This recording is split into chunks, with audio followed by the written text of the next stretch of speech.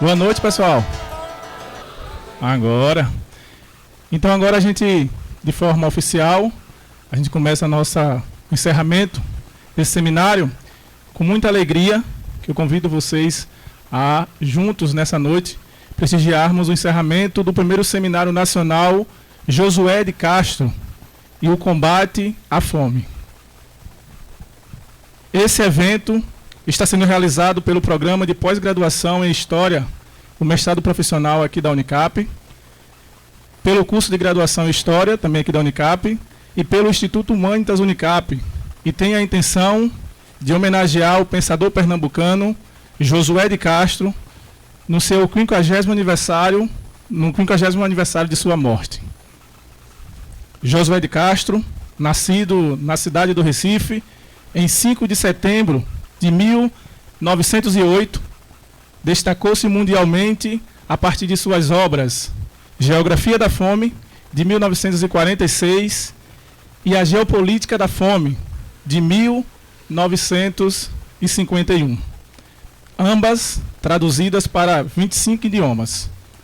Ele faleceu na cidade de Paris, na França, em 24 de setembro de 1973, durante o exílio, devido à ditadura civil-militar, que cassou os seus direitos civis e políticos. Josué de Castro foi médico, geógrafo, professor e escritor. Ocupou diversos cargos durante a sua trajetória, dentre eles, presidente do Conselho Consultivo da FAO, Organização das Nações Unidas para a Alimentação e a Agricultura. Foi deputado federal de Pernambuco pelo PTB, embaixador do Brasil em Gênebra e presidente da Associação Mundial de Luta contra a Fome. Dedicou a sua vida e a sua obra ao combate à fome no Brasil e no mundo. Nesse momento, com muita alegria, para compor a nossa mesa de honra, que regerá os trabalhos, convido o magnífico reitor da Universidade Católica de Pernambuco e presidente do Conselho dos Diretores das Universidades Brasileiras, Padre Pedro Rubens.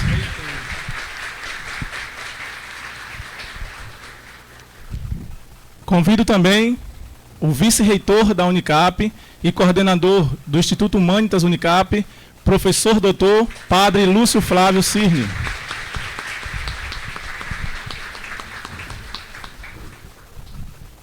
Convido agora o ministro dos Direitos Humanos e Cidadania do Brasil, professor doutor Silvio Almeida.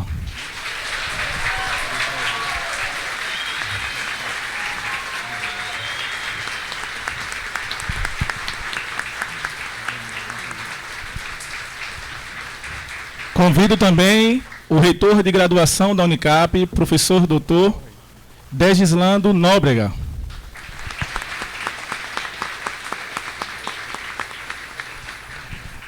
A pró-reitora de pesquisa, pós-graduação e inovação, professora doutora Valdenice José Raimundo.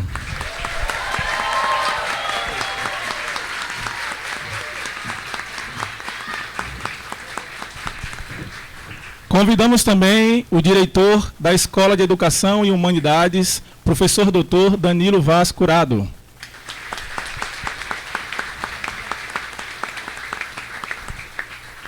A coordenadora do curso de História da Unicap, professora doutora Maria do Rosário da Silva.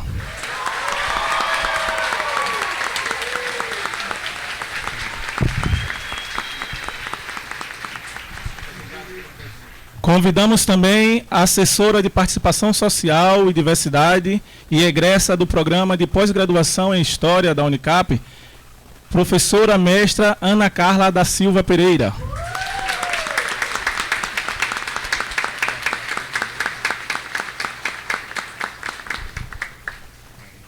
E para mediar os trabalhos, convido também o coordenador do Programa de Pós-Graduação em História, professor doutor Helder Remijo.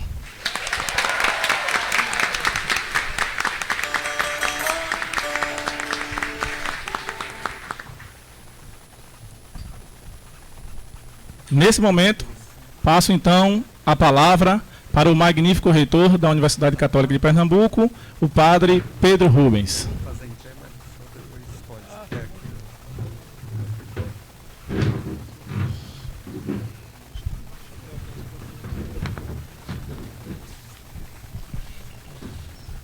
Boa noite a todas e a todos. Vocês perceberam quem tem torcida organizada e quem não tem, né?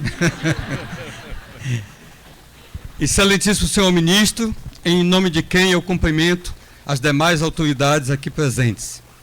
Queridas e queridos colegas de trabalho, professores e funcionários, estimados estudantes, razão maior da nossa missão universitária. Caras e caros participantes deste ato acadêmico e político, com representantes da sociedade civil e das organizações sociais, em comunhão nesta reflexão e memória profética de Josué de Castro, em vista de um mundo sem fome. Parafraseando o seu belo discurso histórico e programático, por ocasião de sua posse no Ministério dos Direitos Humanos e da Cidadania do Brasil, como primeiras palavras de boas-vindas, eu gostaria de dizer: Silvia Almeida, ainda bem que você existe, e é muito valioso para nós.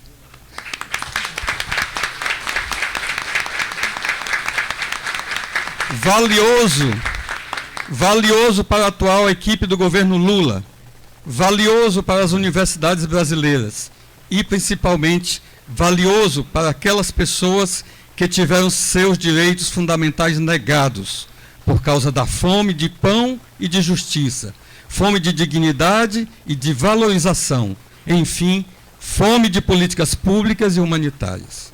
De fato, como você constatou e denunciou em seu discurso inaugural, o Brasil ainda não enfrentou a contento os horrores da escravidão, como outros traumas que se avolumam sobre nós, o que permite que a obra da escravidão se perpetue no racismo, na fome, no subemprego e na violência contra os homens e as mulheres pretas e pobres deste país. Fim de citação. Sintonizados com estas palavras, maior não poderia ser a nossa alegria e honra de abraçá-lo aqui, caro Silvio Almeida, como intelectual orgânico, militante do combate ao racismo estrutural, representante do povo preto e protagonista de uma nova humanidade. Excelentíssimo senhor ministro de Estado, seja bem-vindo à primeira Universidade Católica do Norte e Nordeste do Brasil, única da rede jesuíta nessas duas regiões. Um projeto da sociedade civil organizada que foi iniciado em 1943 como Faculdade de Humanidades, emancipada como universidade em 1951 e que depois de uma longa história de superações foi reconhecida em 2013 como universidade comunitária, segundo a Lei 12.881, e em 2018 foi agraciada, mas reconhecida no seu trabalho, com o conceito máximo de uma universidade brasileira. A Lei das Comunitárias completará 10 anos agora em novembro, e teve como madrinha e apoiadora incansável a deputada Maria do Rosário, PT Rio Grande do Sul, que o antecedeu nesse ministério de 2011 a 2014. Essa lei federal, embora ainda desconhecida e pouco efetiva, representa uma grande inovação brasileira, reconhecendo a importância do terceiro segmento da educação superior, isto é, instituições de direito privado, mas finalidade pública, que, embora não governamental, é o segmento complementar ao sistema público estatal, uma alternativa viável da sociedade civil, para além da polarização público-estatal e privado-particular. Ciente da educação como um direito fundamental, consideramos o seu ministério e a sua biografia como aliados fortes da nossa identidade e missão. Bem-vindo, Dr. Silvio Almeida, à universidade que concedeu, nos anos 80, o título de Dr. Honoris Causa a Dom Helder Câmara, então arcebispo metropolitano de Olinda e Recife, reconhecido mundialmente como defensor dos direitos humanos fundamentais. Em seu discurso de agradecimento nesta universidade, Dom Helder solicitou que a universidade criasse uma disciplina sobre a justiça social. Nesse sentido, em 2009, por ocasião do centenário de seu nascimento, a Unicap criou não apenas uma disciplina, entre outras, mas a Cátedra Unesco Dom Helder de Direitos Humanos, atualmente associada ao Instituto Humanitas. O Instituto Humanitas é a alma mater da nossa instituição, que na dimensão adintra promove diálogos transversais entre os diversos saberes universitários e, na sua atuação adestra, realiza a troca de saberes da comunidade acadêmica com as organizações sociais de lutas pelos direitos, apostando na utopia de um outro mundo possível, de uma sociedade sustentável que mereça o nome de humanidade. Como diz o Papa Francisco, tudo está interligado.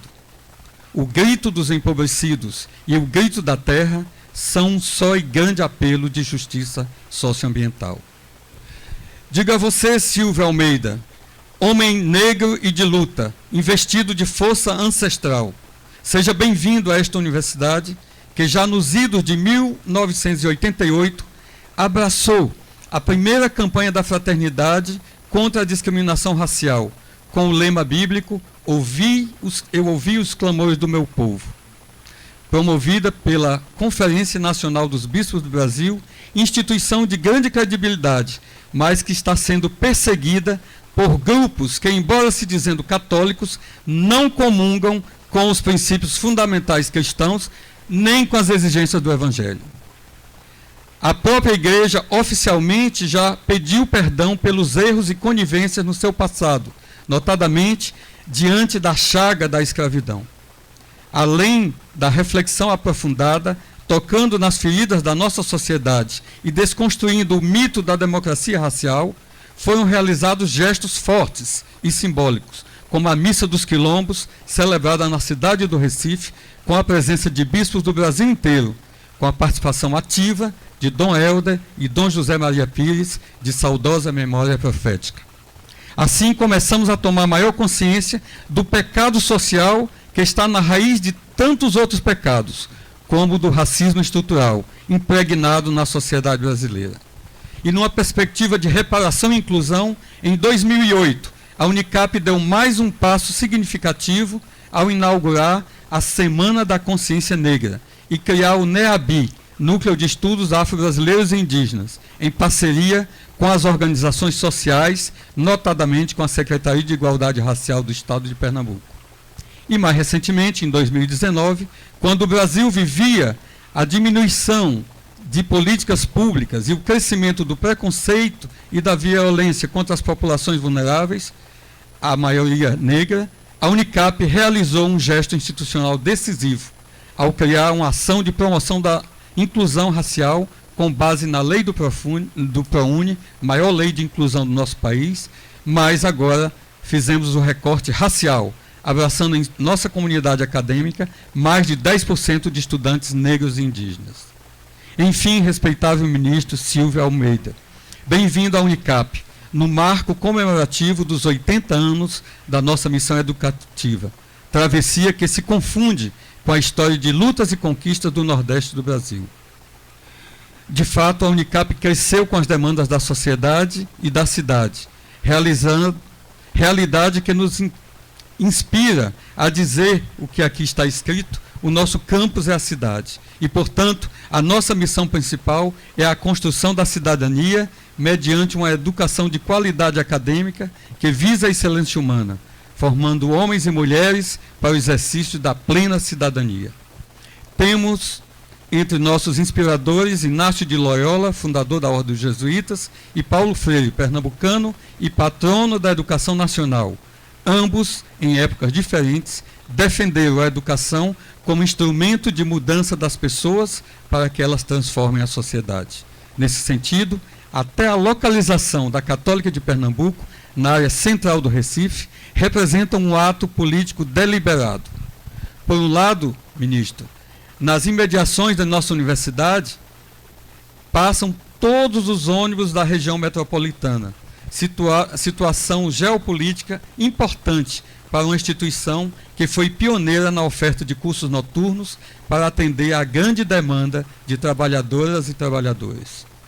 Por outro lado, tratava-se de propor uma formação não em uma cidade universitária isolada e fechada, mas de uma verdadeira comunidade universitária que faz ponte entre centro e periferia, habitando a cidade com suas belezas e mazelas, favorecendo assim a participação em tantos movimentos que fazem do Recife, das rebeliões libertárias, a cidade dos poetas e dos profetas, de homens e mulheres com fome e sede de cidadania e de tantos direitos constitutivos do ser humano que nós somos.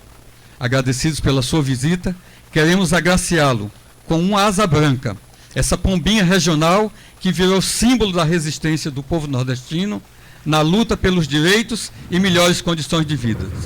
Que possamos celebrar juntos a esperança utópica de uma sociedade mais humana e fraterna, sonho que não será possível sem a participação de todos, de todas e de cada um de nós. Muito obrigado.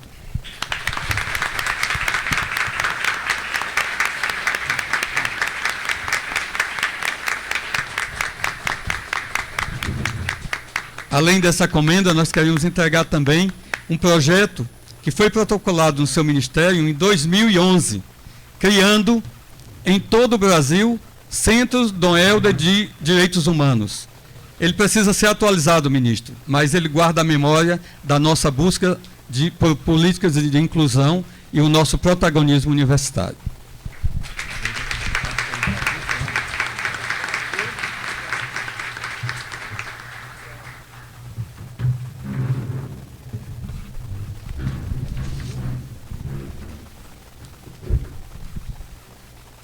A gente agradece ao nosso reitor, Padre Pedro Rubens.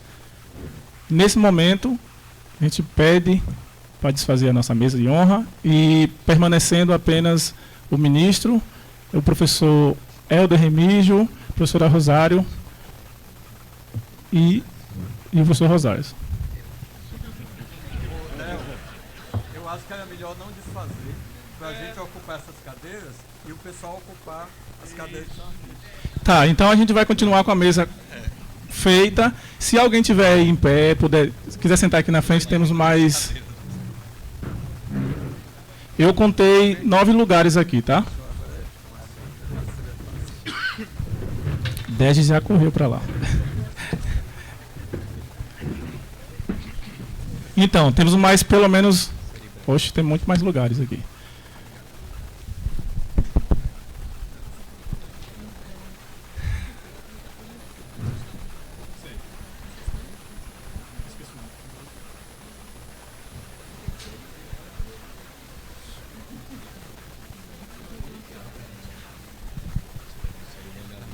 E agora teremos então a conferência intitulada Josué de Castro, a fome e os direitos humanos, que será proferida pelo ministro dos Direitos Humanos e Cidadania, professor Dr. Silvio Almeida, mas com a mediação do professor Helder Remígio, a quem eu passo a palavra agora, que fará a apresentação do ministro e conduzirá os trabalhos a partir de agora.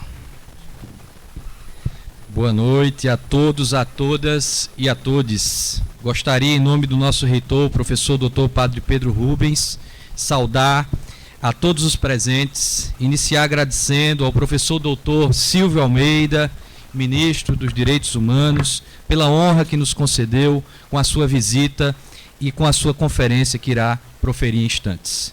Agradecer à professora doutora Maria do Rosário, coordenadora do curso de História, por todo o apoio e parceria para a realização desse evento. Agradecer a Ana Carla da Silva Pereira, egressa do PPGH, que hoje tem realizado um trabalho fundamental à frente da Assessoria de Participação Social e Diversidade do Ministério dos Direitos Humanos e Cidadania. Ana Carla, os teus passos vêm de longe. Agradecer a presença das diversas entidades, associações, institutos da sociedade civil organizada, por ter prestigiado o nosso evento. Aos colegiados da graduação, da pós-graduação em História. Agradeço a todos e a todos os monitores que fazem parte desse evento, ao Ministério dos Direitos Humanos, ao Instituto Humanitas, à Cátedra de Direitos Humanos Dom Helder Câmara, à Ampul Pernambuco, ao NEABI e ao Grupo de Estudos Josué de Castro. Bem, o Seminário Nacional Josué de Castro Combate à Fome é uma realização do PPGH e do curso de História e do Instituto Humanitas, como foi dito, e foi pensado a partir do último relatório da Rede Pensan, que registrou que 33 milhões de pessoas passam fome. e 51% das residências do país se encontram em situação de insegurança alimentar.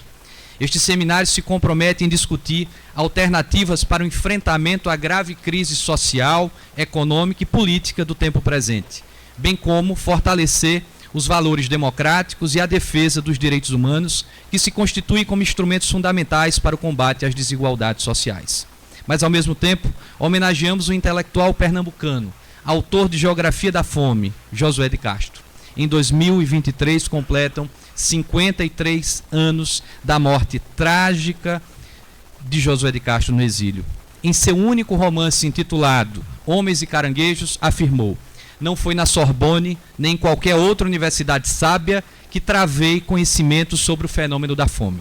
A fome se revelou espontaneamente aos meus olhos nos mangues do Capibaribe, nos bairros miseráveis do Recife, Afogados, Pinas, Santa Amaro, Ilha do Leite. Esta foi a minha Sorbonne. A lama dos mangues de Recife, fervilhando caranguejos e povoada de seres humanos feitos de carne de caranguejo, pensando e sentindo como caranguejo. Este seminário vem responder à preocupação central na obra de Josué de Castro, mas ainda muito recente no campo da história, a necessidade de se produzir uma história da fome. Pessoas com fome, vocês são importantes para nós, parafraseando o ministro Silvio Almeida em seu célebre discurso de posse. A fome tem gênero, cor, endereço e grau de escolaridade.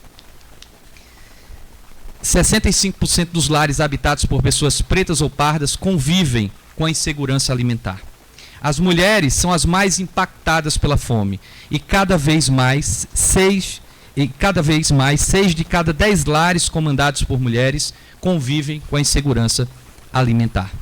Passarei agora para uma breve apresentação do extenso currículo do nosso conferencista de hoje. Silvio Luiz de Almeida é doutor em Direito pelo Departamento de Filosofia e Teoria Geral do Direito da Universidade de São Paulo. Mestre em Direito Público e Econômico pela Faculdade de Direito da Universidade Presbiteriana Mackenzie. Bacharel em Direito pela Faculdade de Direito da Universidade Presbiteriana Mackenzie. Graduado também em Filosofia pela Faculdade de Filosofia, Letras e Ciências Humanas da Universidade de São Paulo. Pesquisador do Programa de Pós-Doutorado da Faculdade de Economia da Universidade de São Paulo. Professor de graduação e docente permanente do Programa de Pós-Graduação Estrito Sensu em Direito Político e Econômico da Faculdade de Direito Mackenzie. Professor da Escola de Administração de Empresas de São Paulo, FGV, e da Escola de Direito de São Paulo, da Fundação Getúlio Vargas. Foi professor visitante na Universidade de Colômbia, na cidade de Nova York, e professor do Centro Latino-Americano de Estudos Caribenhos da Universidade de Duke, nos Estados Unidos. É diretor do Instituto Luiz Gama, presidente do Centro de Estudos Brasileiros, do Instituto para a Reforma das Relações de Estado e Empresa. É advogado e, desde o início do ano de 2003, ocupa o cargo de Ministro de Estado dos Direitos Humanos e da Cidadania do governo do presidente Luiz Inácio Lula da Silva. Em seus temas de pesquisa, estuda as relações entre Estado, direito e cidadania e aspectos econômicos do pensamento social brasileiro. Mas tem se destacado principalmente pelos seus estudos voltados para a questão racial, destacando que a cidadania dos negros e brancos é distinta diante da perpetuação normalizada e naturalizada da disparidade racial. As publicações são inúmeras, artigos, livros, mas gostaria de citar o livro que é amplamente utilizado no programa de pós-graduação em História e também no curso de História, em vários outros cursos da nossa universidade, Racismo Estrutural, que se tornou um best-seller esgotado. E, nesse momento, eu gostaria, mais uma vez, professor doutor Silvio Almeida, de agradecer pela sua presença, por prestigiar o nosso evento e visitar a nossa universidade no ano em que comemoramos 80 anos de fundação. O senhor tem a palavra. Muito obrigado.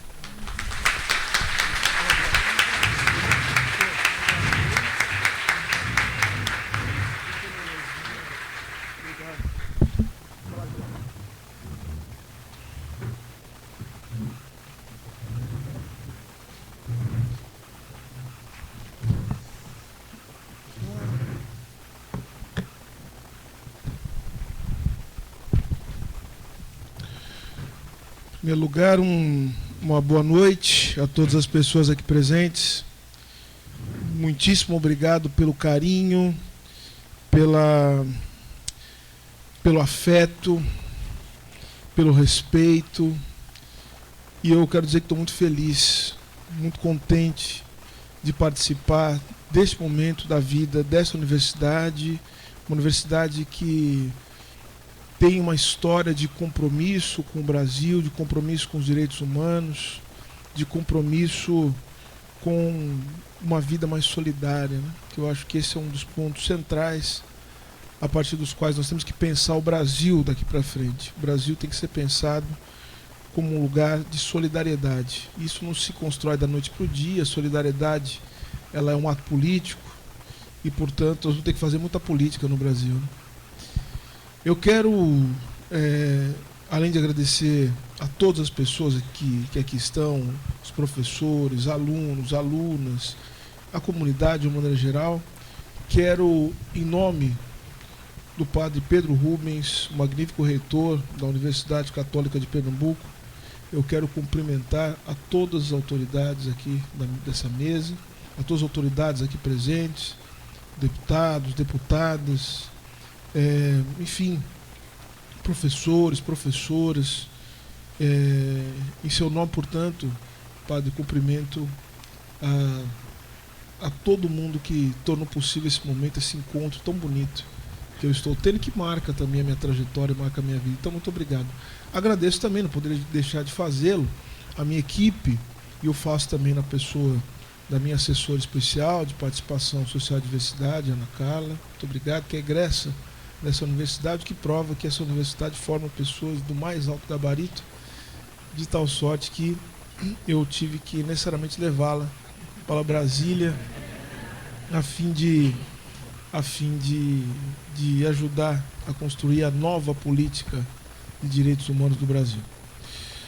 Pois bem, eu quando fui apresentado ao tema dessa conferência, eu imediatamente me lembrei de uma série de estudos que fazia com muita intensidade antes de assumir o cargo de ministro de Estado dos Direitos Humanos da Cidadania por indicação do presidente Lula.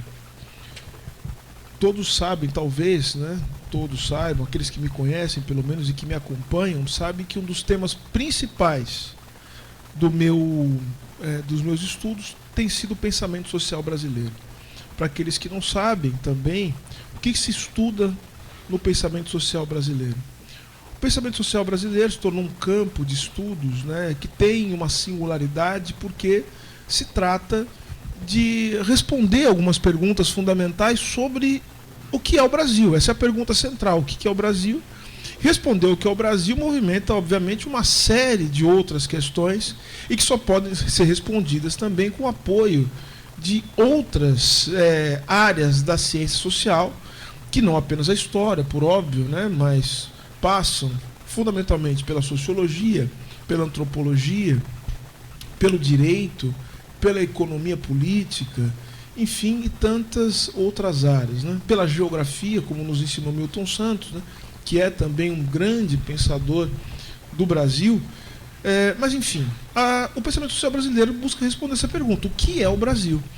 E, geralmente, essa pergunta ela é respondida pelos intelectuais e pelas intelectuais que fazem parte desse campo de estudos que é o pensamento social brasileiro.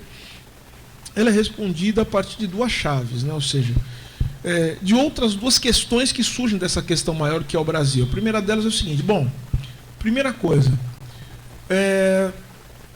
a pergunta sobre o que é o Brasil nos desafia a pensar quem é o povo brasileiro.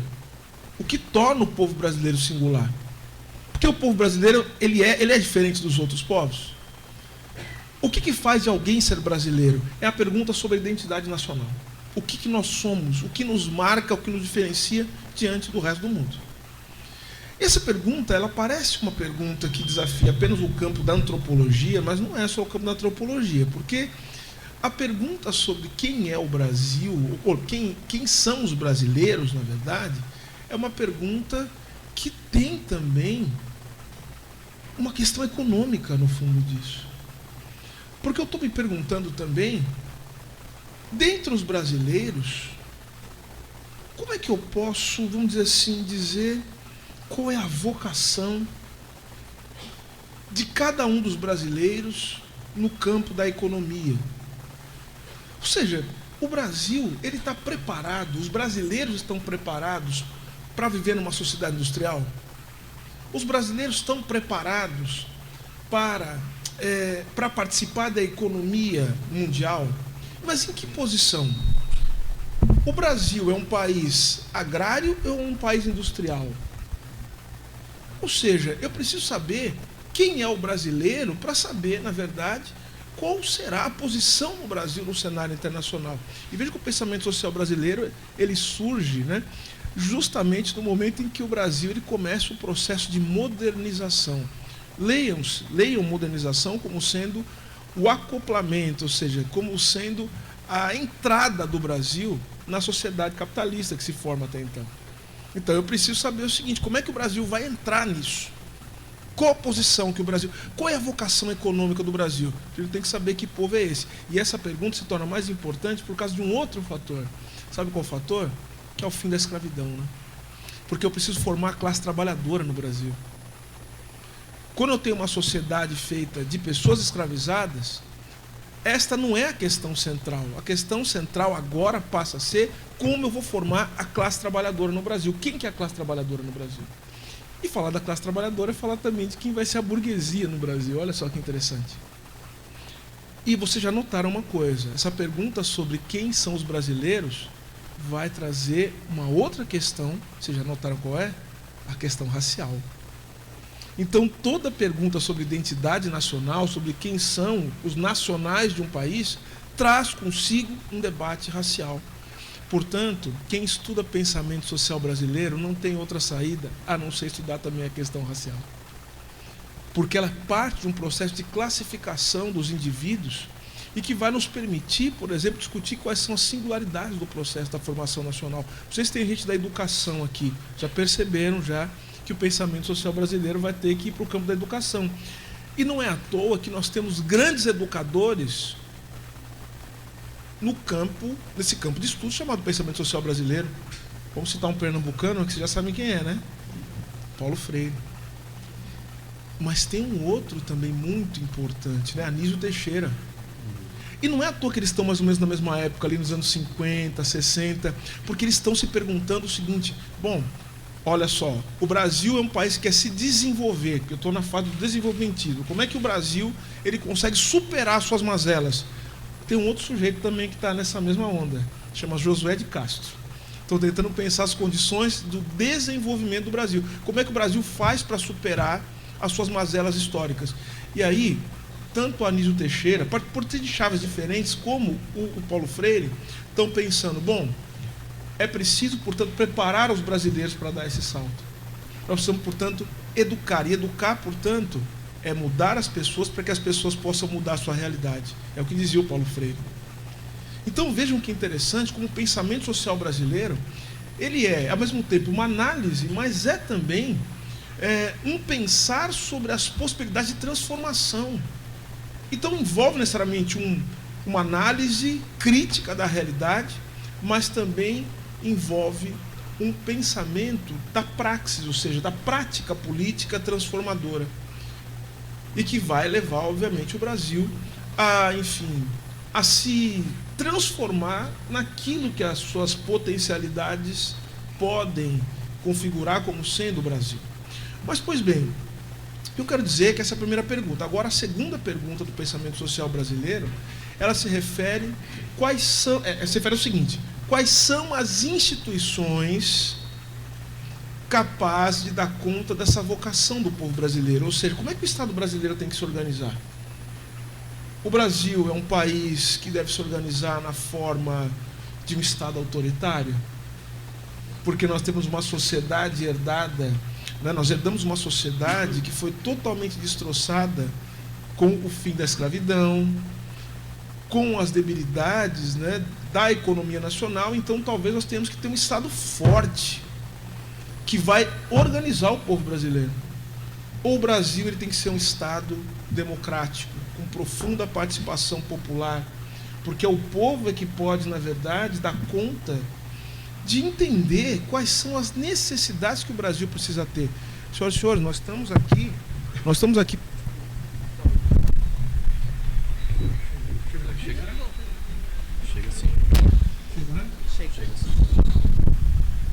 Senhoras e senhores, vocês perceberam então que nós estamos aqui tendo uma chave para entender todos esses pensadores, inclusive alguns dessa terra, não é? De Pernambuco.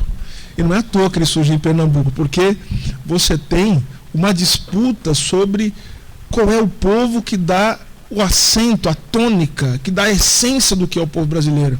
Aí é pernambucano brigando com baiano, obviamente já conhece essa briga. Os baianos, os pernambucanos brigando com os paulistas também, que querem achar que são dono do Brasil, não são. Aí os carioca também brigando com o pessoal do sul. Ou seja, essas disputas elas vão fazer também com que os pensadores, ao pensar o Brasil, eles também estão pensando a sua realidade. Vou dar um exemplo aqui, daquele que talvez inaugura o pensamento social brasileiro, inaugura aquilo que se chama de intérpretes do Brasil. Porque veja, olha o nome, intérpretes do Brasil. Intérprete é uma coisa meio romântica, né? Porque me parece que é o sujeito que olha assim, né, a realidade e vai pintar a realidade com impressões, não é exatamente ciência, tem ciência, sociologia, obviamente observação, mas aquilo que não der para encaixar na ciência eu vou inventar também um pouquinho, vou colocar imaginação, é uma interpretação. E tem um pernambucano que foi o mestre disso, que é Gilberto Freire. Por isso que ele é um intérprete do Brasil. E por isso que a obra dele é tão impactante, é tão poderosa. E não é à toa, professores, professoras, que já sabem disso, por certo, que a obra do Gilberto Freire, ela se encontra justamente no período em que o Brasil começa a pensar nas suas condições de ligação com a economia capitalista mundial, que é a fase da industrialização do Brasil. O Brasil ele começa o processo de industrialização nos anos 30, Casa Grande Senzala é publicada em 33. Vocês sabem qual é a preocupação? É dizer quem é o brasileiro. E ele está tentando resolver um problema muito do Recife, né? De Pernambuco, na verdade, né? Ele coloca Pernambuco para o mundo, né? Ou seja, o Brasil deve ser interpretado na chave pernambucana. Ele fala, esse é o segredo, né, do Gilberto Freire. Portanto, ele está pensando que o Brasil ele tem uma singularidade, uma particularidade. Qual que é o conceito principal da obra do Gilberto Freire? Antagonismos em equilíbrio. Se vocês forem ler os livros principais do Gilberto Freire, Casa Grande e Senzala, Sobrados e... Olha só, Casa Grande e Senzala, Sobrados e Mucambos, Ordem e Progresso. Sabe o que ele está querendo dizer com isso? Ele está querendo dizer que o Brasil ele é feito de contradições. O Brasil é Casa Grande, mas é Senzala também. O Brasil é Sobrados, só que também é os seus Mucambos. O Brasil é Ordem e é o Progresso. E a marca do Brasil é a contradição. Mas o Brasil conseguiu equilibrar seus antagonismos. Isso faz do Brasil um país singular, um país especial. O Brasil, ao mesmo tempo, ele é tradicional, ele é o campo, ele é a Casa Grande, ele é o latifúndio, só que o Brasil também, ele é modernidade. O Brasil é indústria. Por isso que no Ordem e Progresso, ele chega a seguinte conclusão: olha, gente, esse negócio de lei trabalhista serve para gente da cidade, para trabalhador urbano, mas não deve ser aplicada para trabalhador do campo. Percebe, então? O que é o Brasil? Isso é uma interpretação do Brasil, mas veja a força dessa interpretação. Tanto que, quando a gente estuda a questão racial, a primeira coisa que a gente aprende a fazer, né, é bater no Gilberto Freire, né? Mesmo alguns sem ter lido Gilberto Freire, que eu acho impressionante também. Então tem que ler. Pode bater, mas tem que ler. É importante ler, é fundamental ler. Porque, inclusive, isso nos impede de falar coisas que não estão no livro. Né? O Gilberto Freire fala que não há violência. Não é verdade. O capítulo 4, o capítulo 5, o capítulo 2, quando ele fala dos indígenas, ele está falando que o Brasil é resultado da violência. Então, assim, podemos encontrar outros problemas, e há vários no livro, mas não esse. Por isso que é importante, porque é um projeto de Brasil. Por que eu estou falando de pensamento social brasileiro? Porque todo intérprete do Brasil, todo pensador do Brasil, ele está, de alguma forma, compromissado com um projeto político. Não tenho dúvida disso. O Gilberto Freire está respondendo a uma questão que é anterior, ele está respondendo a Oliveira Viana. Já o Gilberto Freire, com a sua potência avassaladora, tanto que depois Gilberto Freire vai ser resgatado até pela ditadura. E até em Portugal, os salazaristas, eles vão se valer de um conceito do Gilberto Freire do lusotropicalismo. Eu vou falar disso daqui a pouco, porque eu quero entrar no José de Castro, mas achei que é importante falar disso. Porque, vejam só, o Gilberto Freire, ele tem uma força avassaladora no pensamento social brasileiro. Ele ajuda a organizar, inclusive o Brasil do ponto de vista institucional. Está dizendo o seguinte, olha, esse negócio de democracia no Brasil, acho que não é para o Brasil, não. Até porque não vamos mexer muito com esse negócio de reforma agrária, não vamos mexer com esse negócio, porque o Brasil ele já conseguiu equilibrar seus antagonismos. Então está tudo certo. Então o Brasil já desenvolveu uma democracia, que depois vamos interpretar como uma democracia racial. E não precisa de uma democracia política no Brasil. Então vejam que são leituras possíveis. Pode haver discordância em relação a isso, mas são leituras possíveis. Agora, quem iria contestar o Gilberto Freire depois é só um rapaz chamado Florestan Fernandes. Então vejam, senhoras e senhores, como a aventura do pensamento social brasileiro ela é fantástica. E o Florestan Fernandes depois, ele também vai ser, vamos dizer assim, ele vai ser contestado pelo Guerreiro Ramos. Aí começa uma grande... Essas confusões são maravilhosas. Assim. Eu gosto dessas... Porque é de gente de muito alto nível, né? Enfim, pensando o Brasil. Quem interrompe essa trajetória desse pensamento, principalmente que começa nos anos 50, 40, 50, pós-guerra, né? Importante também lembrar do pós-guerra. 45, 50, 60. Quem interrompe essa trajetória muito interessante do pensamento social brasileiro é a ditadura militar. Só, senhores, a ditadura militar foi uma desgraça para o Brasil. Não há meio termo em relação a isso. Não teve nada de bom naquela desgraça de ditadura. É importante que a gente fale isso toda hora em alto e bom som. A ditadura militar interrompeu o Brasil. Interrompeu, inclusive, a inteligência brasileira. Foi um golpe contra o Brasil, não foi só contra a democracia, foi contra a república, contra a democracia, foi contra o povo pobre, os trabalhadores brasileiros, contra os negros, contra as mulheres, contra o povo LGBTQIA. Foi um golpe contra os brasileiros.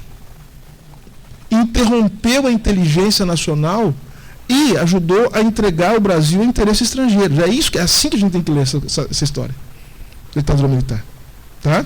Então, nesse sentido, eu fiz toda essa digressão para dizer o seguinte: o Josué de Castro é um homem que está inserido dentro dessa tradição do pensamento social brasileiro, fazendo essas perguntas fundamentais sobre quem é o povo brasileiro e quais as instituições político-econômicas capazes de sustentar essa singularidade do povo brasileiro. Só que isso não é uma pergunta apenas de constatação. Essas perguntas vão servir para pensar o seguinte: como é que nós podemos superar as nossas mazelas e como é que o povo brasileiro pode exibir toda a sua potência?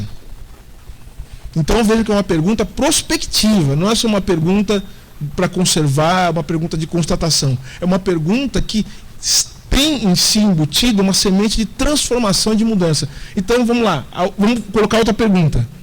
Como é que a gente faz para transformar o Brasil? Como é que a gente faz para mudar e para revolucionar o Brasil? Então tem várias questões aqui. E o Josué de Castro é um homem forjado dentro desse ambiente intelectual que se forja no pós-guerra. Então o que já foi dito, né? O Josué de Castro nasceu em Recife em 1908, morreu em Paris em 1973, como já foi dito aqui pelo professor. Ele se formou em medicina com 21 anos de idade, na Faculdade Nacional de Medicina do Brasil, no Rio de Janeiro. Mas desde o início da sua atividade intelectual, o Josué de Castro ele já identificava os impactos políticos e econômicos da precariedade alimentar na vida dos trabalhadores, ainda que de maneira intuitiva, né, e ainda pouco organizada. Mas ele já identificava isso. Agora vejam, o Josué de Castro era médico, só que o fato de ele ser médico não significava que ele olhava o mundo a partir das lentes da medicina. A medicina completava todo um arco de especialidades e de conhecimentos que faziam dele, sim, um intérprete do Brasil dos mais sofisticados. Então a medicina, obviamente, permitia Josué de Castro entender, né, os impactos que nós podemos chamar de biológicos, né, da fome. Só que Josué de Castro não era apenas um médico, ele era um sociólogo, ele era um filósofo, é um homem muito inspirado também, pasmem, senhoras e senhores, por um ambiente intelectual dos anos 50 e 60, que é o existencialismo, né? Então tem muito ali disso, né? Tanto que ele foi morar na França, né? Então certamente que ele está muito inspirado por esse ambiente intelectual, que na França é muito forte, que é do existencialismo. Outra coisa, tem um impacto também do pensamento anticolonial. Porque vejo que nos anos 60 começa um processo de libertação da África, né? E nos anos 60, também 50, final dos anos 50 e 60, você tem na França os intelectuais negros que vêm dos países que foram colonizados, né? Que vêm dos países que foram colonizados pela França e que formam um movimento chamado negritude, ou negritude, né? Enfim.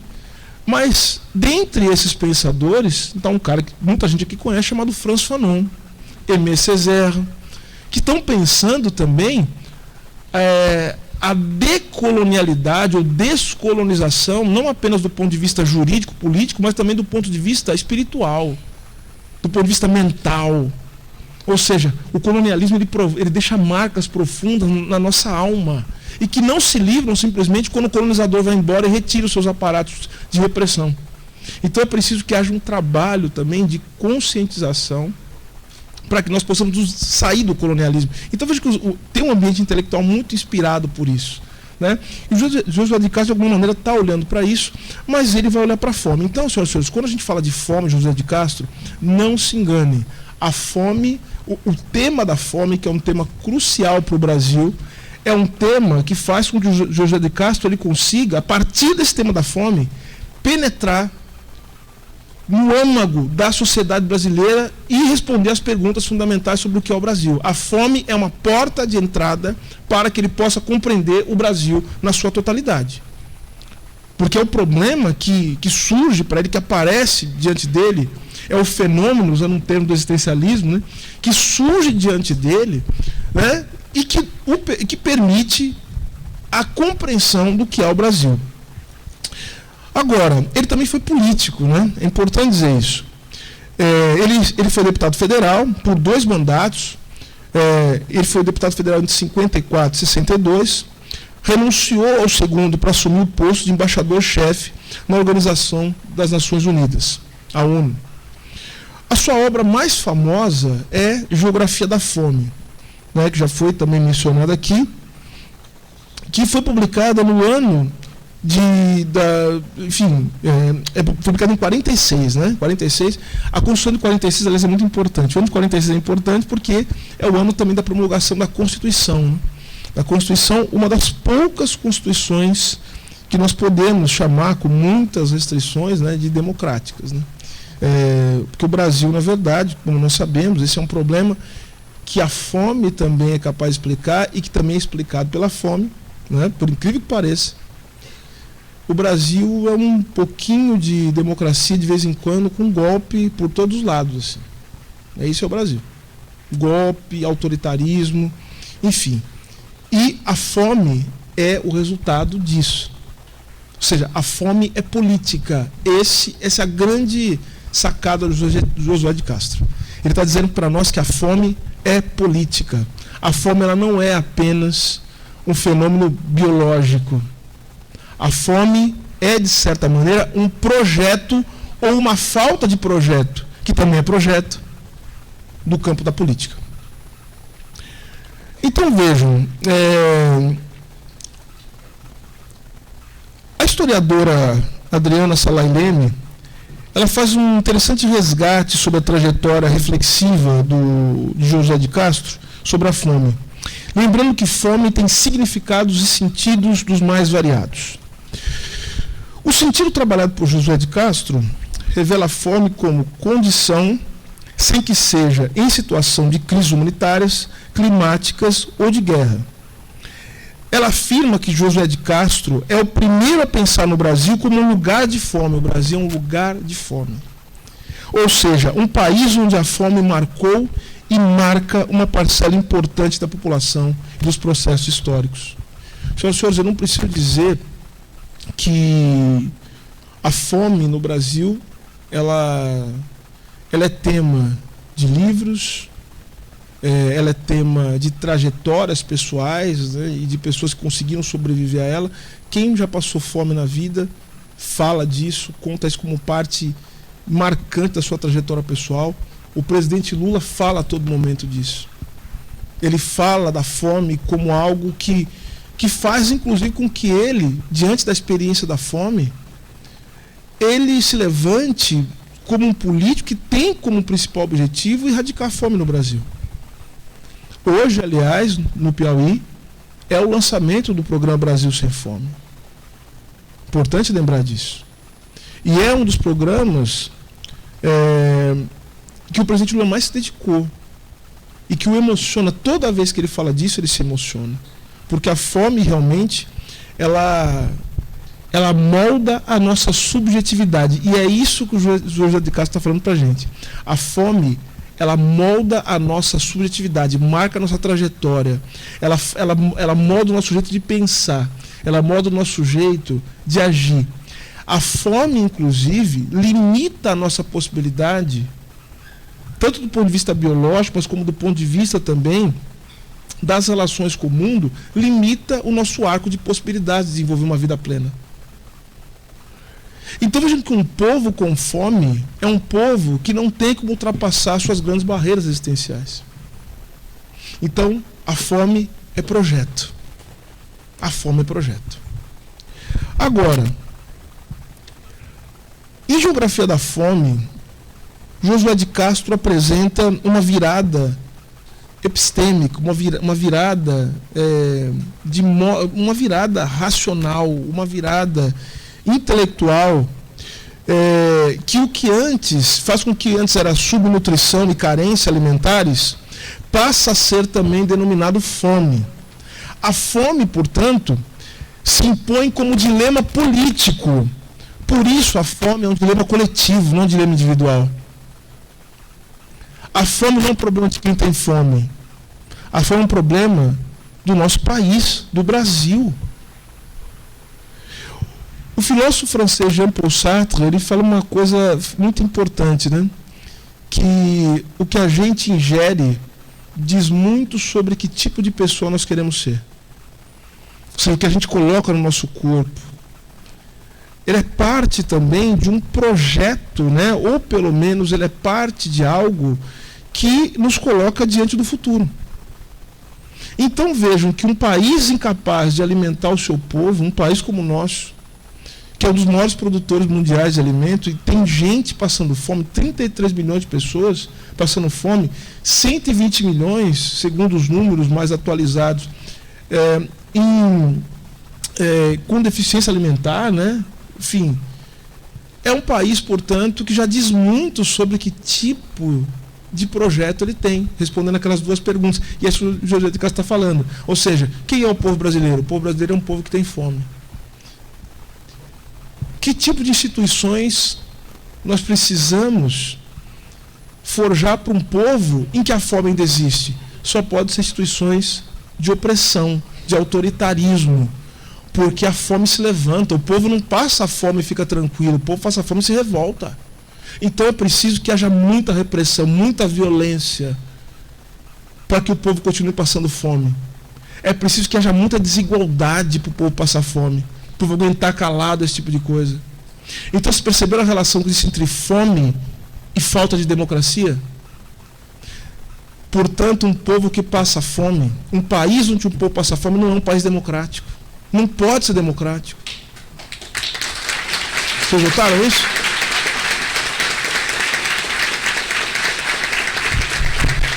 Senhoras e senhores, não existe democracia com fome. Não existe. Enquanto uma pessoa passar fome, uma criança não tiver o que comer, um pai não tiver como alimentar, um pai e uma mãe não tiver como dar comida para o seu filho, nós não podemos dizer que vivemos numa democracia. Isso é muito simples. E sabe quem ensina isso para a gente? Josué de Castro. Ele está ensinando isso para a gente. Agora, isso significa então dizer que a fome ela tem um caráter, uma palavra que eu tenho usado bastante, a fome tem um caráter estrutural no Brasil. ela não é pontual. Isso que é estrutural, né? Pessoas às vezes não entendem ou não querem entender, porque é duro entender o que é isso também. Porque se você entende que é uma condição estrutural, significa então que tem que haver uma ação política mais ampla. Você não pode colocar a culpa no outro, né? Você virar para o pobre e falar assim, sabe que você está passando fome? Está passando fome porque você não leu o livro de autoajuda. Porque... eu estava vendo outro dia, que fica aparecendo no Instagram, né? Um monte de gente... E agora tem uma maneira das pessoas fazerem o seguinte, elas pegam e ficam fingindo que estão num podcast. Já viu um negócio desse? Ninguém quer saber o que a pessoa tem a dizer. Não interessa, é uma pessoa desinteressante, chatíssima, chatérrima, né, como se diz. Só que a pessoa quer mostrar que ela é interessante. Então, o que ela faz? Então, veja, isso é o ápice do individualismo, né, do hiperindividualismo que marca o mundo neoliberal, né? O sujeito, ele conversa consigo, ele finge que está conversando com alguém. Então, ele põe o microfone na frente e se grava, respondendo. Aí você não ouve a pergunta, você só ouve a resposta, né? E o cara lacrando, como se diz, né? Aí eu estava vendo outro dia, aí aparece um monte desses caras de autoajuda, né? Que o pessoal chama de coach, né? Com todo respeito aos coaches. Deve ter gente séria no meio, não sei. Mas aí começa a falar assim. Aí eu vi um cara que ele xinga as pessoas, já viram isso? Um coach. Ele fala assim, você, seu idiota, não sei o quê, você tá aí, não tem que fazer nada, corre atrás do teu sonho, deixa de ser otário. Eu falei, pô, o cara tá me xingando, meu. O cara que ele, não sei, e acho que é eficiente, porque tem muitos seguidores, assim, eu percebi, né? As pessoas querem ser xingadas, né? Então, veja só, você virar uma pessoa que está passando fome e fala assim, você está passando fome porque você é inútil, não sei o quê, porque você não sei lá, não fez, não apostou na pirâmide certa, não comprou Bitcoin, tal, você entendeu? Ou seja, as pessoas, nós vivemos num mundo da irresponsabilidade. Irresponsabilidade. A gente coloca a pobreza, a culpa da pobreza no pobre, a culpa da fome em quem está morrendo de fome. E aí, quando você fala que o negócio é estrutural, por isso que a gente não gosta de falar que é estrutural, porque se é estrutural, significa então que tanto a fome como o racismo, enfim, né, as mazelas sociais, elas são produzidas por um sistema que funciona independentemente da boa vontade que você possa ter. Aliás, você tem que ter má vontade contra o sistema para interromper o funcionamento dele, para que as pessoas parem de passar fome. Então é não aceitar as coisas como elas são. Só que isso, não sei se nós estamos preparados para falar sobre isso. Ou seja, nós temos que mudar nossa forma de viver. Nós precisamos mudar nossa forma de produzir. Mudar nossa forma de se relacionar uns com os outros. E aí eu não sei se nós estamos preparados para falar a respeito disso. Mas a grande questão é a seguinte. Josué de Castro ele vai fazer uma coisa absolutamente fundamental, porque ele quer olhar também para a singularidade do Brasil.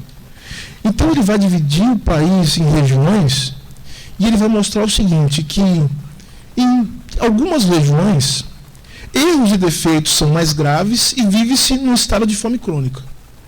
Noutras são mais discretos e tem-se a subnutrição. Percebe?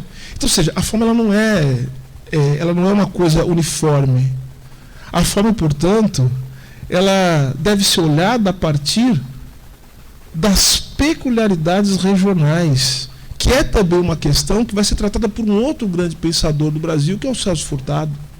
Olha só, eu quero entender como o Brasil, a desigualdade no Brasil, ela não é a mesma em São Paulo, não é a mesma nos estados do Nordeste, não é a mesma no Rio de Janeiro, não é a mesma, né? Enfim, no norte do país, do Amazonas, no Pará, é diferente.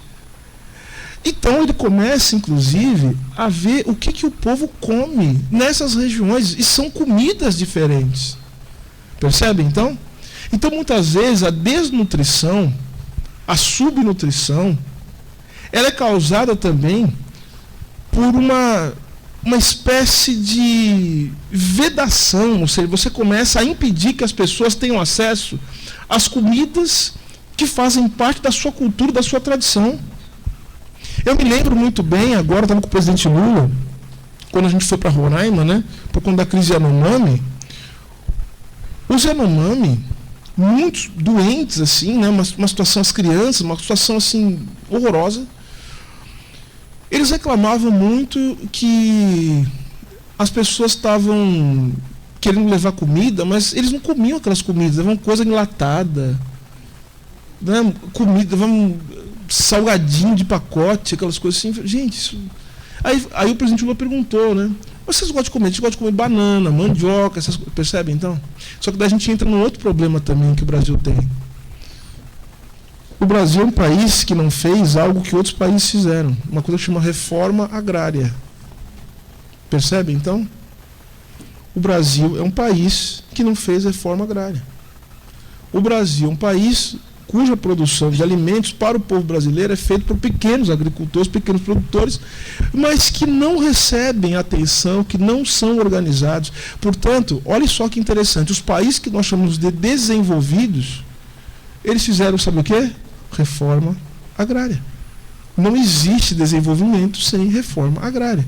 Aí um esperto foi perguntar lá para o João Pedro Stedley, né, perguntar para ele assim, mas na China tem MST? Ele falou assim, não tem MST porque a China fez reforma agrária em 1949. Não tem. Nos Estados Unidos não tem MST? Não, porque por incrível que pareça, eles também fizeram reforma agrária. Percebe então como é curioso esse ponto?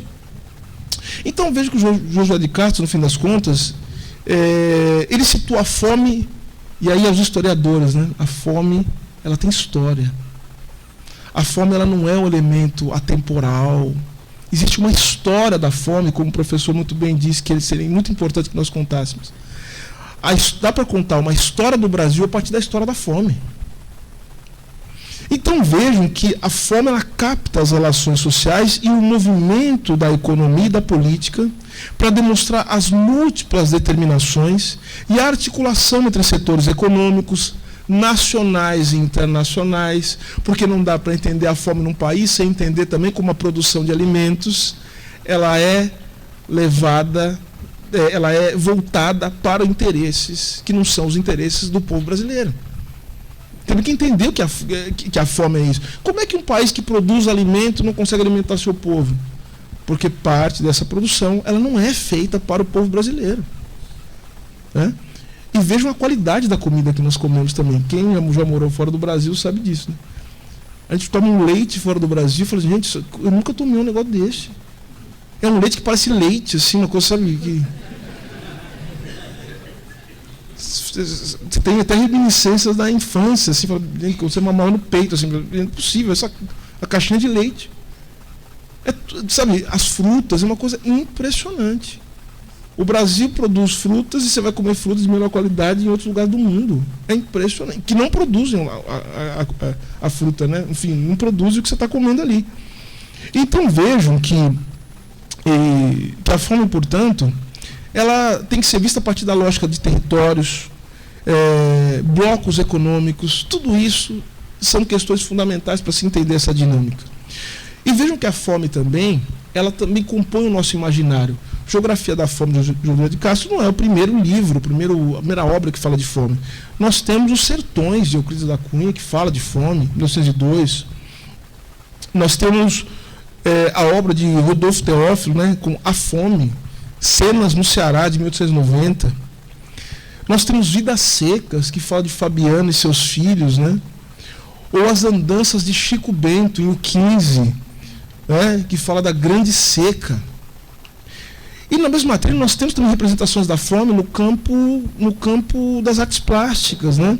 Como Os Retirantes, de Cândido Portinari, que retrata a tentativa de fuga da fome, da seca, da fome, da miséria. E Carolina Maria de Jesus, em Quarto Despejo, Diário de uma Favelada, quando ela imprime cor, ela fala que a fome é amarela. Lembram disso?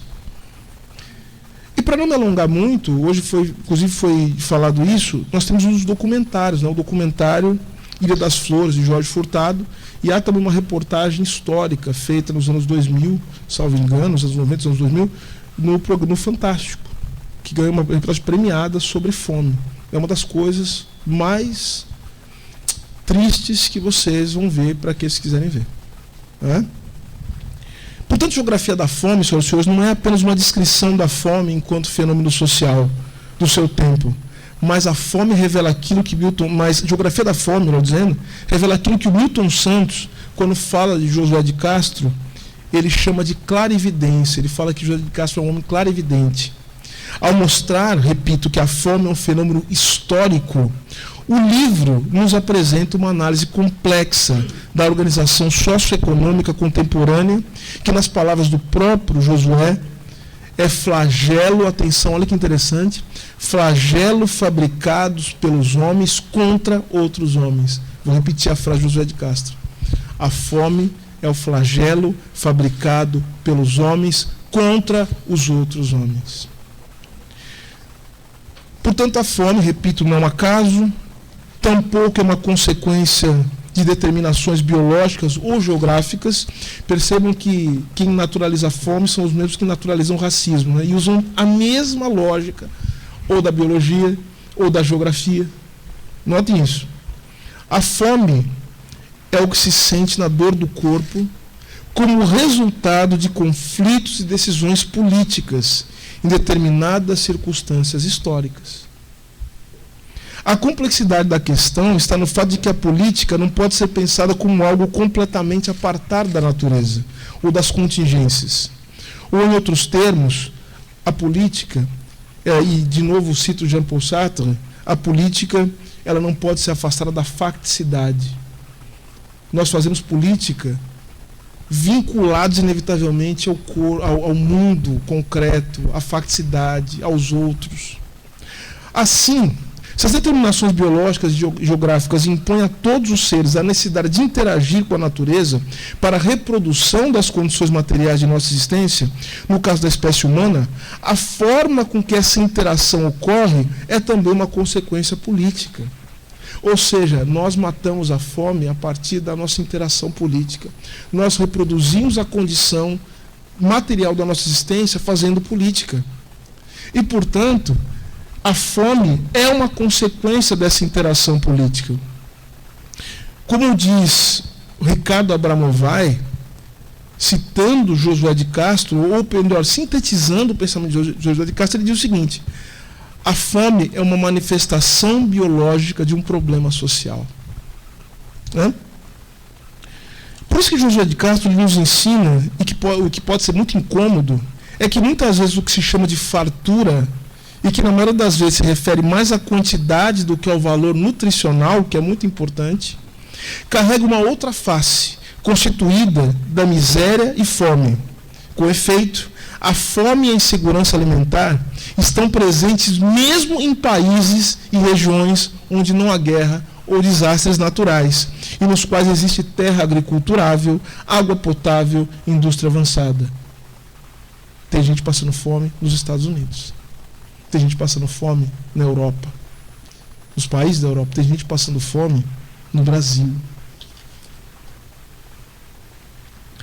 Pois bem, senhoras e senhores, me caminhando para o final,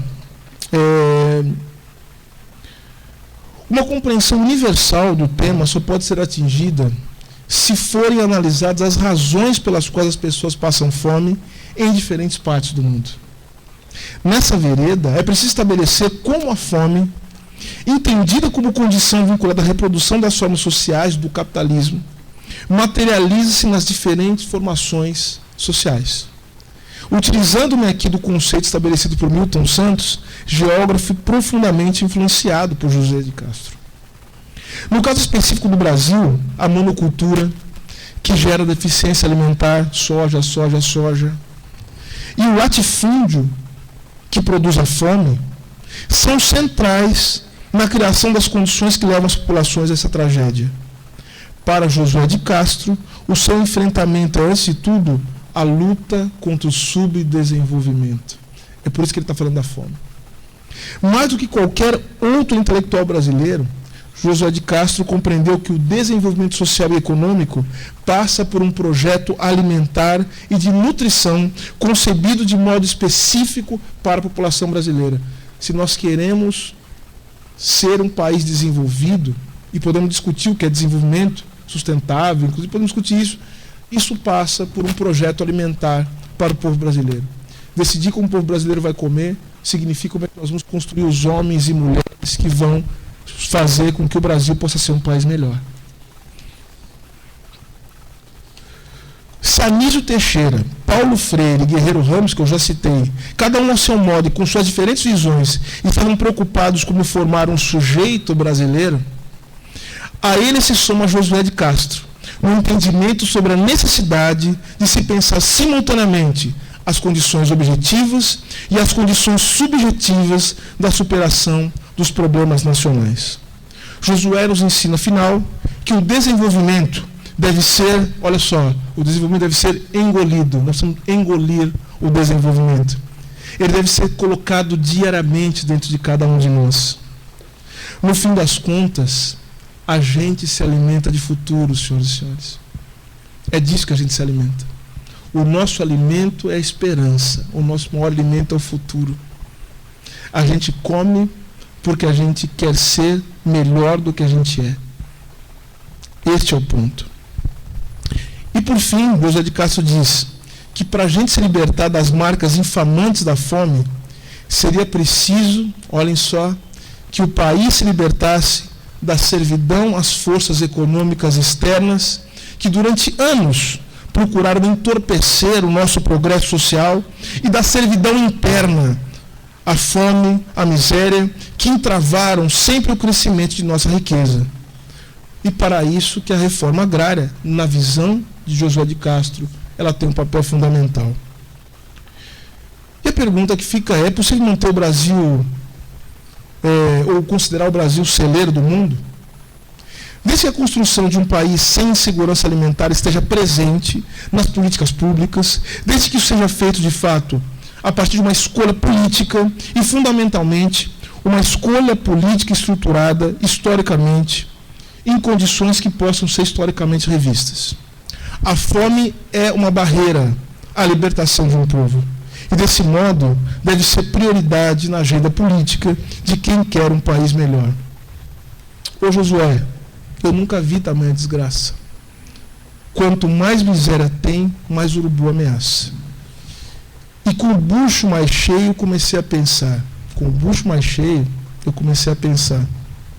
Eu comecei a pensar que me organizando, eu posso desorganizar. Que eu desorganizando, eu posso me organizar. Que eu me organizando, posso desorganizar. Obrigado.